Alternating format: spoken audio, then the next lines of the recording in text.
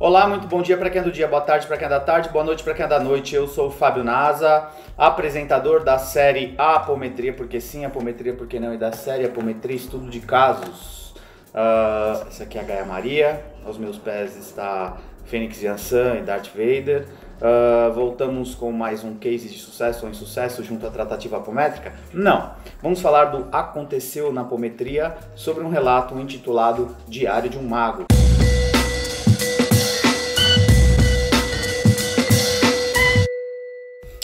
Por que Diário de um Mago? Há mais ou menos 3 anos eu inicio 2 anos, para falar a verdade. Eu tive a oportunidade... Para, Fênix! Para!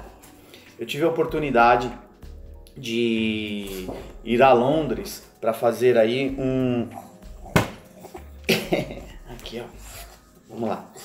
Eu tive a oportunidade de ir a Londres para fazer aí um treinamento, um workshop, e ele começa de uma forma muito informal, conversando com uma colega brasileira residente em Londres. Ela tinha me solicitado um atendimento à distância e eu disse que a apometria ela pode ser ministrada à distância, mas neste momento, na atualidade, nós não fazemos atendimentos à distância, haja visto que a gente não atende a demanda presencial. Então eu costumo não abrir esse precedente com raríssimas exceções, se houver uma instrução da espiritualidade. E aí numa conversa informal eu digo, me arruma uma meia dúzia de médio aí que eu vou para aí e trato você. E aí ela disse, sério? E fez toda uma movimentação que levou aí cerca de 6 meses de planejamento. E aí eis então que eu linko as minhas férias, vou a Portugal, inicialmente a Lisboa, inclusive levar umas documentações a uma loja maçônica lá de Lisboa, em Cascais, a pedido de uma loja maçônica aqui do Brasil, um tratado de troca de experiências, e tem um nome técnico que eu não me lembro agora. E aí então...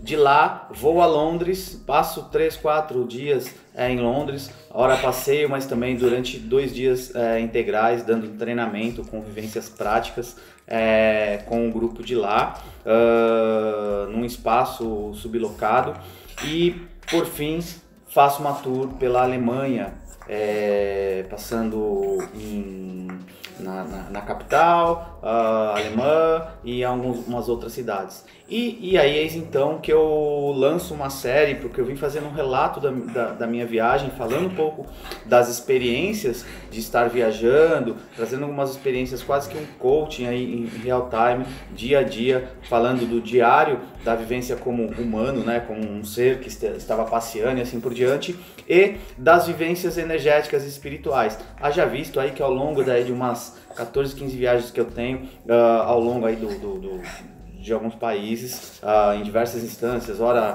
a negócios, ora a trabalho, ora a passeio, eu tenho N narrativas de vivências espirituais. Aí a gente entra numa máxima, né, que hoje nós estamos médiums 24 horas por dia. Tem um texto que eu tenho publicado no site www.fabionasa.com.br do Ser e Estar Médium. E aí eis então que de vez em quando eu trago algumas narrativas de algumas experiências extra Núcleo Vida Plena. Dando continuidade então, começa-se então uma trajetória no projeto Diário de um Mago agora, da apometria, que foi ministrada, de um workshop de apometria estou ministrando um workshop em Suzano, nesta exata data, em Valinhos, mas o mais significativo que a narrativa das experiências vividas é a experiência de Três Rios, no Rio de Janeiro. Eis então que tudo nasce da seguinte forma. Eu ministro e administro 2 grupos do WhatsApp aí, o BR1 e BR2 de apometria, onde eu disponibilizo materiais sobre as técnicas apométricas, experiências vividas lá no Núcleo Vida Plena, os estudos de caso e outras questões. E aí uma colega entra em contato comigo e começa a triangular algumas informações, diz que está com um grupo pequeno fazendo seus respectivos estudos e assim por diante. E aí eis então que numa conversa muito parecida com a conversa de Londres, ela pergunta da possibilidade de um curso EAD, a qual num primeiro instante eu disse, olha, não me sinto seguro em ministrar esse curso agora e tal, mas arruma um grupo significativo que eu vou para aí para dar um treinamento a vocês. E aí, eis que inicia-se a conversa, a gente precifica esse deslocamento, porque haveria um custo de deslocamento, estadia assim por diante, e aí a gente dá start ao projeto, conseguindo aí, por final, aí quase 40 médiums presentes, de forma bastante surpreendente aí o contexto. E aí eu linko as minhas férias, eu vou a Búzios, em Búzios eu tiro um período de descansos, e no retorno ao Rio de Janeiro, eu sou de Santo André, Grande ABC São Paulo, eu vou a Três Rios. E aí iniciam-se as N experiências e processos de aprendizado. Partindo de uma máxima que o Pai Antônio me ensinou, copo meio cheio, meio vazio, e aí a gente já tem então, eu chego lá também num contexto de vou aprender com a situação. Primeiro aprendizado, estar ministrando um workshop, um treinamento de apometria num grupo ao qual eu desconhecia na sua totalidade. Então eu estive na sexta-feira dando uma palestra aberta, e no sábado e domingo, uma palestra fechada, um workshop fechado, prático, teórico, prático, vivencial para o grupo. E a primeira experiência foi estar numa casa que ela tem um pilar principal, um pilar kardecista, tá? E aí entender qual é a tonalidade de fala, a tonalidade de curso que vai ser dada, haja vista que eu já transitei durante 7 anos dentro de uma casa pela Aliança Espírita Evangélica, eu sei das barreiras e não barreiras, e das aceitações e não aceitações, e como lidar com isso.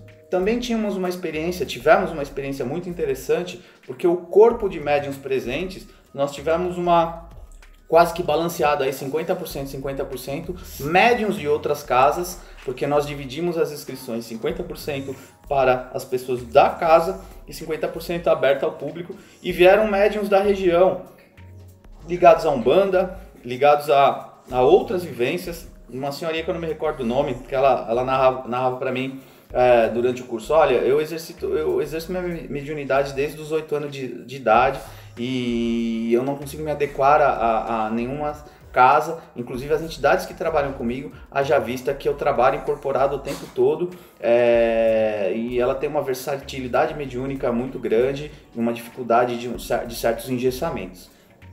E aí a gente tem então uma experiência muito gratificante, eu digo por mim, de primeiro estar numa casa com médiuns predispostos a ter uma leitura universalista, a ter uma leitura de ouvir um pouco sobre a Umbanda, um pouco sobre o kardecismo, um pouco sobre a mediunidade nos arquétipos de Umbanda, a mediunidade nos arquétipos kardecistas e assim por diante.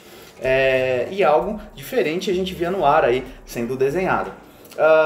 Muito interessante. Então, consegui localizar o tom da palestra, né, o tom do workshop, haja visto que eu acabei sendo aquilo que eu sou aqui no Núcleo Vida Plena, um espaço de desenvolvimento onde eu tenho uma total liberdade, entre aspas, né, manda quem pode, obedece quem tem juízo. É claro que eu também respeito a orientação espiritual que me dá algumas bases, algumas diretrizes, mas como estando no papel de dirigente do Núcleo Vida Plena, eu tenho uma certa liberdade de ação sobre. E de decisão, e de tonalidade de curso, assim por diante, uma experiência de estar pisando aqui no meu terreno, meu espaço, minha cidade, meu público, inclusive a diferença de cultura de um estado para o outro, tá? A cultura paulista versus cultura carioca e assim por diante. Enfim, foi uma experiência muito rica e muito gratificante da minha parte em contexto de aprendizado, e percebe-se que os médiuns presentes eram médiuns que estavam já preparados para o contexto que foi explanado. E aí bastante interessante a experiência eu vou encurtar aí, mas as experiências mais significativas, porque daria aí pra gente gerar aí uma série de informações, mas uma das experiências mais significativas, primeiro, eu tenho uma frase que eu digo assim, para ser obsediado é necessário ter merecimento. Então, eu sempre duvido ou triangulo as informações para não imputar tudo a forças contrárias à luz, forças das trevas, forças do mal, obsessor, diabo e coisa do gênero. Tadinho, né? O diabo tá lá jogando videogame na casa dele, de boa, na lagoa, ele não tá tão preocupado com as pessoas, mas para ser obsediado, para receber uma investida contra, é necessário ter merecimento.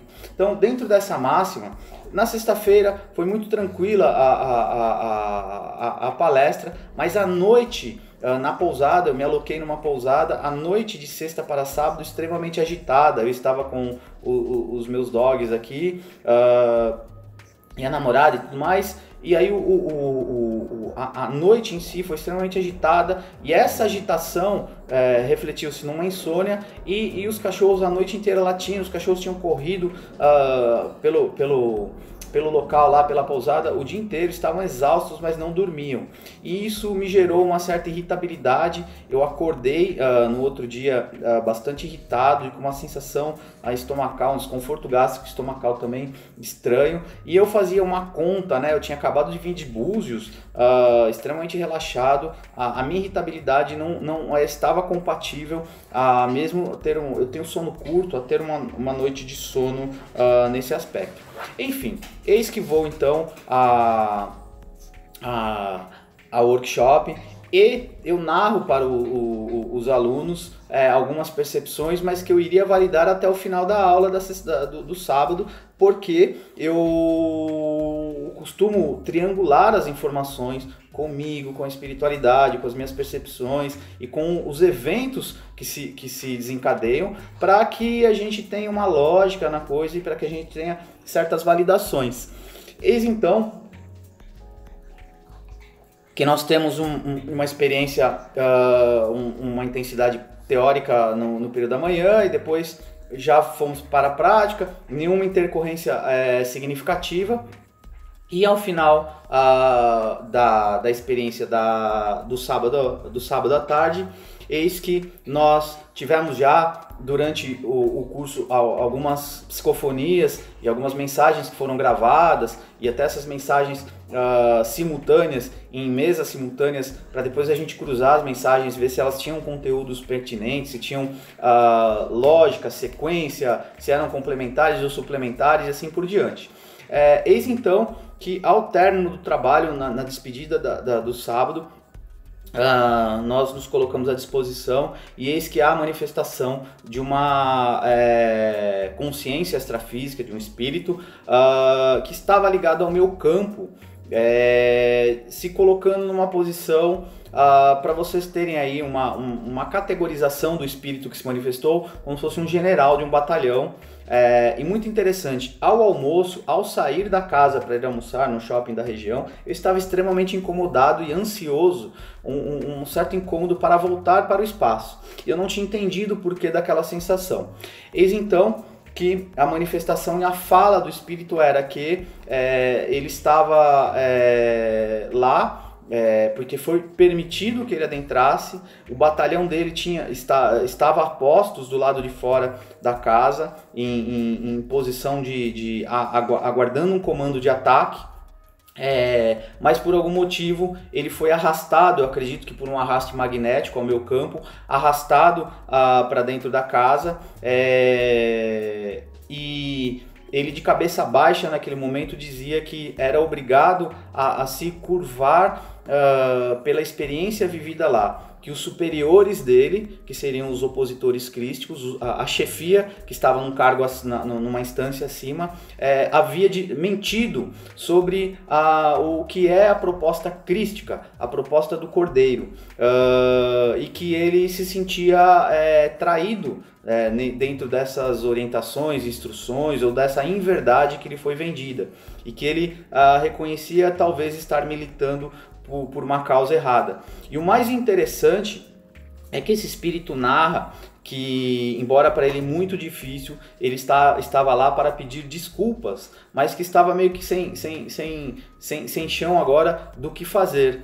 Mas a grande mudança de postura dele foi pelo exemplo desta coletividade que na sua grande maioria não se conhecia e se desarmou dentro das suas crenças, os umbandistas, os frequentadores das suas respectivas casas, porque mesmo entre os umbandistas presentes, cada casa trazia uma certa linha de conduta dogmática.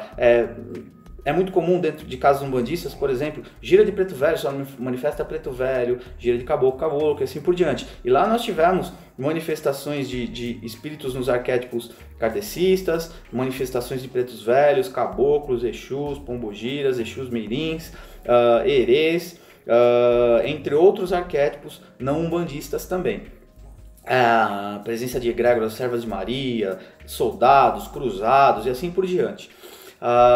E esse espírito, então, ele narra que pegando uma frase que eu tinha já dito na sexta-feira em palestra, de Pai João, de um dos livros de Robson Pinheiro, que diz assim: união sem fusão, separação sem distinção. Houve uma união de mentes em prol de um ideal, o ideal crístico, e o que era vendido para ele era que o bem não era unido, tá? E que as trevas sim, né? As forças opositoras crísticas sim eram unidas, e nós, militantes agora de uma causa crística, não éramos unidos. E uma outra coisa interessante que foi um tocante a esse espírito como exemplo foi a questão do nosso cavocar do nosso lado sombra. E ele viu que nós éramos tão sombra quanto ele, mas que estávamos agora num vetor diferente, militando por uma causa oposta à causa que ele acreditava que era a causa opositora crística, causa, vírgula, do mal ou das trevas, mas é melhor categorizar hoje como forças opositoras crísticas. Eis então que em determinado momento ele abre um pedido de desculpas, e os médiuns dão as mãos e entoam uma música que eu não me recordo agora, que é uma música entoada muito dentro do cenário kardecista, mas uma música muito linda. E mediunicamente o que nós vimos ao lado de fora da casa, o batalhão todo desembainhando as suas espadas e lanças e colocando ao chão, e os portões da casa se abrem e esses espíritos adentram, marchando de mãos dadas e cabeça baixa adentro da casa. E aí eis que alguns espíritos da linha de guarda da casa se apresentam para o general e encaminham, nos explicando que eles seriam desprogramados no processo das linguagens hipnóticas que eles recebiam dos seus superiores, entre outras ações que eu não vou narrar aqui, apagar os rastros magnéticos, despolarizações de estímulos de memória, retiradas talvez de até aparelhos parasitas. A gente não vai se aprofundar nesse contexto, mas o mais interessante foi que eles, em curto espaço de tempo, médio curto espaço, até porque a relação espaço-tempo nossa e a deles é diferente, eles serão remilitarizados e absorvidos pelo corpo de guarda da casa. E muito provável que esse número, que eu vou narrar para vocês daqui a pouco, quantos espíritos marcharam para dentro, qual era o número do batalhão que estava do lado de fora, fará parte do corpo integrante de defesa dos futuros trabalhos apométricos que, se os encarnados fizerem as devidas lições de casa, irão incorporar. Muito interessante isso. Então a gente entende que nada disso é por um acaso. No domingo nós tivemos outras experiências, e aí outras experiências que validaram isso, até uma fala do seu Meia-Noite que veio ao término no domingo trazer algumas instruções. Mas mais importante do que isso, como é que eu vou validar se tudo isso é um delírio individual ou coletivo? No sábado a minha namorada fica a pousada, porque ela não faz parte desse contexto, ela estava lá cuidando dos dogs e de outras instâncias, e nós tivemos, dentro do exercício do ser estar médium, tivemos que brincar de médium ainda, num bom sentido da palavra, de algumas questões que estavam ligadas lá à pousada, de alguns desencarnados que estavam ainda no campo dos donos da pousada, vampirizando energia e tudo mais. E aí me foi solicitado aí um um auxílio nesse contexto. E aí, minha namorada médium, eu eis que peço para que ela se coloque à disposição, a gente traz o seu pinga-fogo, que é o Exu que trabalha com ela. Eu fico por volta de 1h30 conversando com ele entre as funções que nós tivemos que fazer lá, para fazer as devidas puxadas, encaminhamentos e contenções de algumas coisas lá. Depois eu fiquei batendo um papo com ele, conversando em diversas instâncias da viagem, das férias, de algumas experiências que eram algumas questões de ordem particular da vida dela, algumas questões minhas, e batendo papo como eu estou batendo papo aqui com vocês, tá? Como se estivesse conversando, né? Um espírito desencarnado que não tem a matéria física, só o corpo físico. E aí eis que eu triangulo alguns dados, e sobre os fatos que eu narro aqui, ela me confirma, não ela, né? Ela incorporada, ele, seu pinga-fogo, me confirma através dela, mediunizada, as informações. Ela não fazia parte desse contexto, ela não sabia desse contexto, então não tem como dizer que ela foi induzida que ela estava animizada e tudo mais. Eu costumo dizer que um dos medidores da manifestação e das instruções que eu recebo dele através dela é que ele muitas vezes acaba falando, eu já falei linguajar muitas vezes do Exu, essa filha da puta, que é isso. Se ela estivesse animizada, ela não estaria xingando a si própria, né? Dentro de alguns contextos particulares dela, não tem nada a ver com esse contexto que eu estou narrando para vocês, mas só para vocês entenderem os medidores que eu utilizo para entender o quanto o médium tá ou não tá, ou neste caso, quanto ela estava trazendo informações palpáveis, reais e verídicas e assim por diante. Então, uma experiência bastante interessante. Parte 1 do Diário de um Mago, aconteceu na apometria. Vou gravar um outro vídeo narrando as outras experiências, arrematando o que aconteceu na cidade de Três Rios, no Rio de Janeiro, na grande satisfação desse contexto e de uma grande possibilidade aí de frentes apométricas na região e de outras instâncias também que aconteceram na pousada no próximo episódio. Acesse meu site www.fabionasa.com.br. Curtam, compartilhem as informações no canal. Beijo a todos, até a próxima e tchau aqui para Dona Gaia, seu Vader aqui no chão roncando, escutem.